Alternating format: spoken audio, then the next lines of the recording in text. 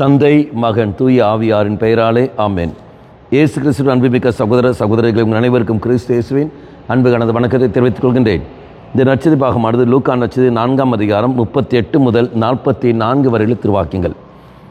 இங்கே நாம் பார்க்கின்றோம், சீமோன் பேதுருவின் மாமியாரை இயேசு குணமாக்குகிறார். தொழுகை கூடை விட்டு இயேசு அங்கே பேதுரு வீட்டுக்கு செல்கின்றார். அங்கு அவருடைய மாமியாரை குணப்படுத்துகின்றார்.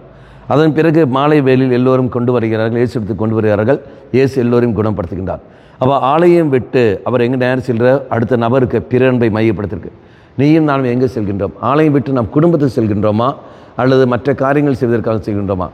இங்கே இயேசு தொழுகை இடத்தை விட்டு அவர் நேராக எங்கே சீமோன் வீட்டுக்கு செல்கின்றார். அங்கு நோயாளிகளை அவர் குணப்படுத்துகின்றார். பிறர் அன்பை மையப்படுத்தி வாழ்கின்றார். நம்முடைய வாழ்க்கை எப்படி இருக்கிறது? பிறன்பை மையப்படுத்தி இருக்கின்றதா அல்லது சுயநலத்தை மையப்படுத்தி நாம் வாழ்ந்துக்கின்றோமா? ஞாயிற்றுக்கிழமை திருப்பலி கண்ட பிறகு நீயும் நானும் போகிற இடம் எங்கே? மற்ற இடங்களில். ஆனால் இங்கு முடித்தவுடனே தொழுகை விட்டு இயேசு பிறன்பு செய்வதற்காக அப்போ நீயும் நானும் பிறன்பை மையப்படுத்தி வாழ்வோம்.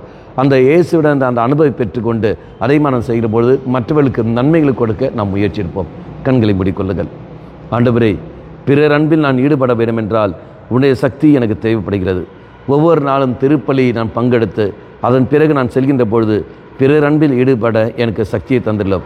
அதன் வழியாக நீரே வல்லமை உள்ளவர், நீரே சக்தி உள்ளவர், நீரே இரக்கம் உள்ளவர் என்பதை உலகத்துக்கு எடுத்துக்காட்ட எனக்கு வாய்ப்பை தந்துள்ளோம். அம்மா மாதாவே, தெய்வ மாதாவே, எங்கள் மாதாவே, என் அன்னையே, விசேஷமாக எங்களுக்காக பரிந்து பேசும். ஆமேன். தந்தை, மகன், தூய ஆவியாரின் பெயராலே ஆமேன்.